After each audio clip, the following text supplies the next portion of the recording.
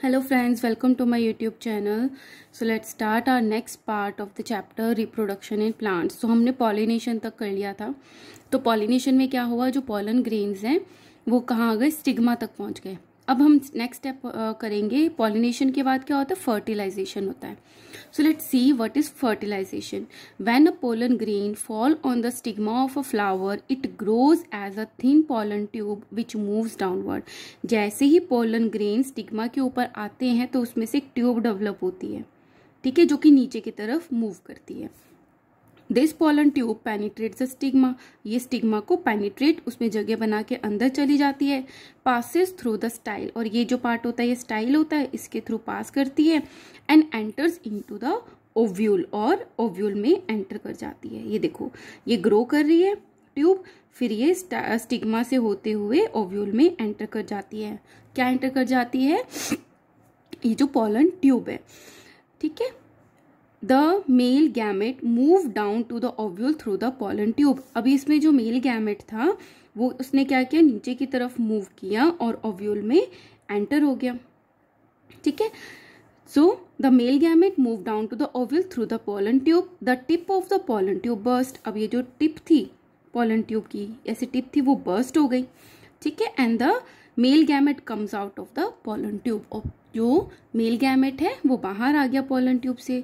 The male gamete fuses with the female gamete. Ovule में तो already female gamete था, तो मेल गैमेट उससे फ्यूज हो गया, ठीक है. Present in the ovule to form a fertilised egg called the zygote.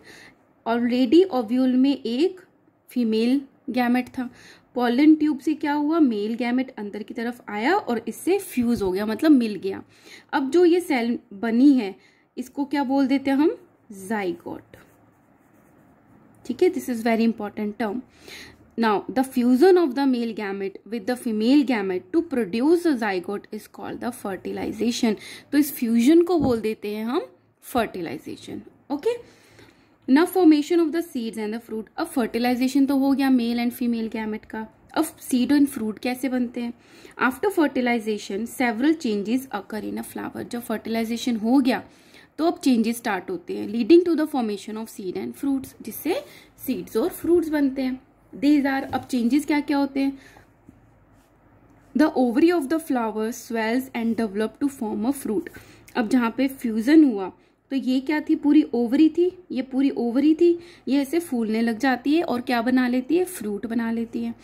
दस fruit is a ripened ovary of a flower. तो ये बहुत क्वेश्चन आता है, इवन जब आप डॉक्टर बनते हो नीट के क्वेश्चन में भी आता है कि क्या चीज डेवलप होती है फ्रूट में.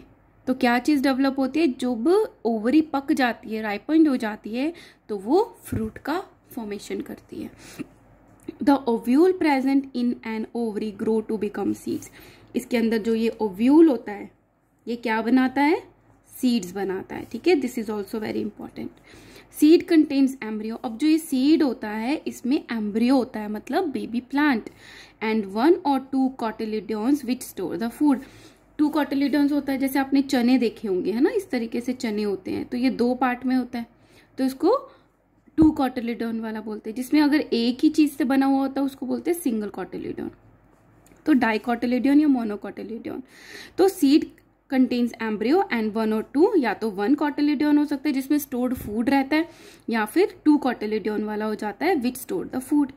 There is a tough protective coating around the seed. और सीड के चारों तरफ क्या होती है, प्रोटेक्टिव टफ कोटिंग होती है, which is called the seed coat. तो ये सीड कोट ऊपर हो गया, अंदर एम्ब्रियो हो गया और कॉटिलिडॉन हो गया जिसमें फूड जो है वो स्टोर रहता है. The other parts of the flower like the स्टेमन, style and the stigma dry and the fall of. अब इन सब का काम तो पूरा हो गया, तो ये सूख कर गिर जाते हैं. So at the place of the plant where we had a flower originally. तो उस पार्ट पे प्लांट के जहाँ पे पहले फ्लावर था, we now have a fruit. अब हमारे पास क्या है, फ्रूट है. The fruit protects the seed. और ये फ्रूट जो है सीड्स को प्रोटेक्ट करके रखता है ना. So this is an apple with the seeds inside it and this is a pea pod with the seeds inside it. The fruit protect the seed from the plant. अब fruit का क्या काम है कि वो सीड्स को protect करके रखता है. Some fruits are soft, fleshy, sweet and juicy. कुछ फ्रूट्स कैसे होते हैं, सॉफ्ट भी होते हैं, फ्लैशी मतलब गूदेदार होते हैं, स्वीट होते हैं, जूसी होते हैं, like apples, mangoes and the oranges.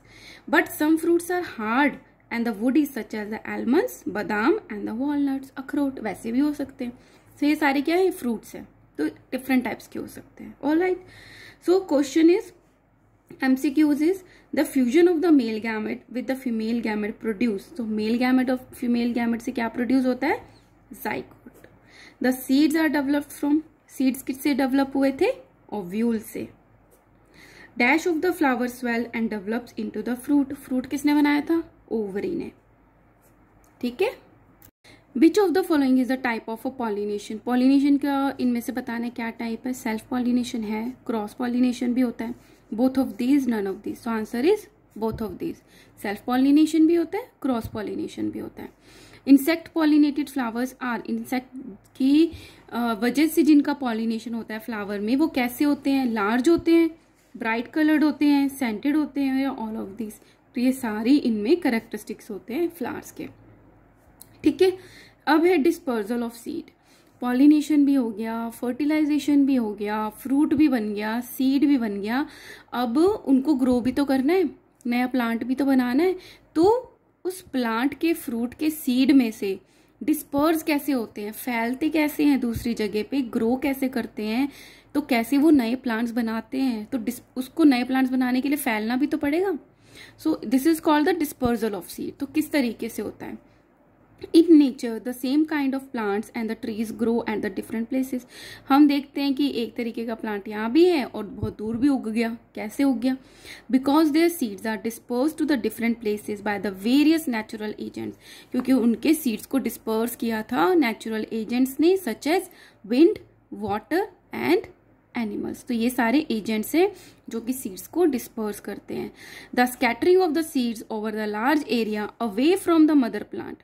So seeds का स्कैटर्ड होना, बिखरना लार्ज एरिया पे बट मदर प्लांट से दूर by the agents of the dispersal is called the dispersal of seeds. Okay.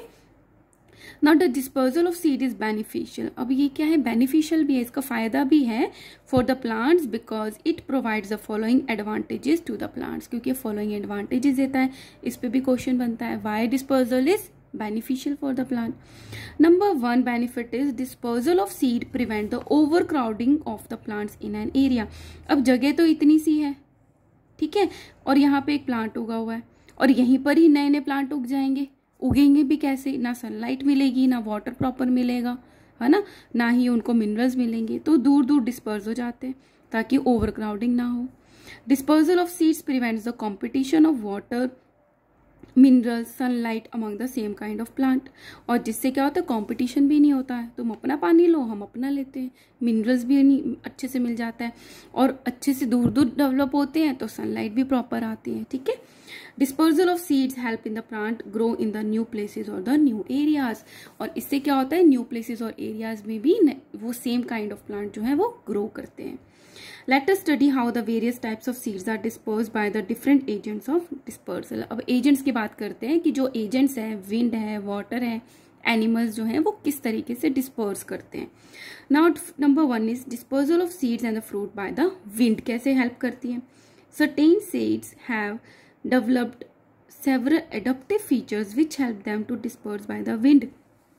अब अगर winds के through डिस्पर्स होना है तो सीड्स अपने आप को डेवलप करते हैं, ऐसा बनाते हैं कि आसानी से जो विंड है उनके सीड्स को डिस्पर्स कर पाए. देखो कितनी मतलब एस्टोनिश्ड होती हूँ कभी कभी मैं ये पढ़ के कि हर कोई अपने आप में एडप्टेशन चाहता है ना, अपने आप को ग्रो करने के लिए, स्पीसीज को ग्रो करने के लिए. तो किस तरीके से होता है, seeds of the drumstick plant and the maple plant have wings. देखो इनकी क्या है, विंग्स हैं अटैच टू देम, ताकि अगर विंड चले तो वो उड़ के दूर चले जाए, so that they can be dispersed by the wind to far away places. Another is seeds of the calotropis, dandelion, madar, cotton and the fruits of the sunflower have a hair around them. Hair भी होते हैं. These are the hairy seeds which help them to disperse easily by the wind. Hairs होते हैं, light weight होते हैं, तो आसानी से disperse हो जाते हैं hair से. Now grasses, orchids, begonia have a very small and the light weight. अब इनके सीड्स बहुत ही हल्के होते हैं, लाइट वेटेड होते हैं और बहुत ही छोटे होते हैं, which can be easily blown away by the wind and the disperse. तो 3 चीजें हो गई। एक तो क्या हो गया, बहुत ज्यादा उनमें क्या प्रेजेंट होता है, लाइट वेट होते हैं और उनका जो साइज है वो भी बहुत छोटा होता है। सेकंड चीज है कि उनके ऊपर हेयर होते हैं। तीसरी चीज है कि उनके ऊपर विंग्स डेवलप होते हैं, तो वो वाले जो सीड्स हैं वो डिस्पर्स होते हैं by the wind. Now come to the dispersal of seeds by the fruits by the water, कि वाटर से सीड और फ्रूट्स का कैसे डिस्पर्सन होता है। Certain seeds develop floating ability. अब क्या है, वाटर के थ्रू होना है तो उनमें क्या डेवलप होता आता है, फ्लोटिंग एबिलिटी जो है वो डेवलप हो जाती है इन फॉर्म ऑफ स्पंजी। या तो वो स्पंजी होते हैं या फाइब्रस होते हैं, आउटर कोट होता है उनका। For example the coconut fruits have a thick fibrous outer coat which enables them to float in the water। Thick होता है, फाइब्रस होता है, कोटिंग होती है जिससे वो फ्लोट कर पाते हैं वाटर में, and is carried away by the flowing water to the far off places. देखो ये फ्लोट करके जाता है और दूसरी जगह जाके प्लांट हो जाएगा। The seeds of the water lily plant and the lotus plant, ये भी वाटर है, एक्वस प्लांट्स है, have a spongy outer coat which allow them to float in the water. ठीक है, फाइब्रस कोटिंग है इसमें कोकोनट में और इसमें स्पॉन्जी है। Float in the water and move to the other places along with the water current. जैसे जैसे पानी चलता है वैसे वैसे वो दूर के एरिया में चले जाते हैं। Now third, dispersal of seeds and the fruits by the animal. अब क्या है, एनिमल्स भी हेल्प करते हैं in the dispersion of seed. अब कैसे करते हैं, certain seeds are dispersed far off places by certain animals. कुछ एनिमल्स हैं जो उनको फार अवे डिस्पर्स करते हैं सीड्स को। दे can be carried away by the various means. For example कैसे करते हैं, सम फ्रूट्स डेवलप हुक्स। अब कुछ फ्रूट्स में क्या हो जाती है, हुक डेवलप हो जाती है on their surfaces by which they get attached to the fur of the animal. तो वो क्या करते हैं, जो फर होता है, जो उनकी स्किन होती है एनिमल पे, उनके अटैच हो जाते हैं and carried away to the distance places, और बहुत दूर तक चले जाते हैं उनके साथ ही जैसे वो जाते हैं, before they get rubbed of from their bodies. उनकी बॉडी से हटने से पहले वो बहुत दूर उनके साथ चले जाते हैं, and fall to the ground, और फिर बहुत दूर जाके जैसी रबिंग होती है नीचे गिरते हैं। फिर द फ्रूट्स ऑफ द गोखरू, xanthium and the urena are dispersed by the animal due to their hooked surfaces. Okay, ये भी है, ज़ैंथियम का फ्रूट है, ये गोखरू का है। Next is sometimes animal eat seeds. अब क्या होता है, कभी कभी क्या होता है, एनिमल्स जो होते हैं वो सीड्स को खा लेते हैं along with the fruits. These seeds remain undigested, लेकिन वो डाइजेस्ट नहीं होते हैं एनिमल के फ्रूट स्टमक में, and pass out with the faeces, और उनकी एक्सक्रीटा के साथ, फीसिस के साथ बाहर निकल जाते हैं at some other distance places, किसी और प्लेसेस पे, और वहाँ पे वो डेवलप हो जाते हैं। ठीक है, अब डिस्पर्जन भी हो गया सीड्स बने थे, डिस्पर्स भी हो गए। ना dispersal of the seed bye N explosive mechanism. एक और मैकेनिज्म होता है जिससे जो सीड्स जो है वो डिस्पर्स होते हैं, वो होता है एक्सप्लोजन मेथड। उसमें क्या होता है, जिसमें सीड्स होते हैं, जिसमें फ्रूट में सीड्स प्रेजेंट होते हैं, वो ड्राई होता चला जाता है, और इतना ड्राई हो जाता है कि एक टाइम के बाद वो बर्स्ट हो जाता है, और उसमें से सीड्स जो हैं वो डिस्पर्स हो जाते हैं। So sometimes the fruits of a few plant burst with a sudden jerk on the drawing. सूखने के बाद सडन जर्क लगता है। This results in the scattering of seeds, और एकदम से स्कैटरिंग बिखर जाते हैं seeds from the parent plants.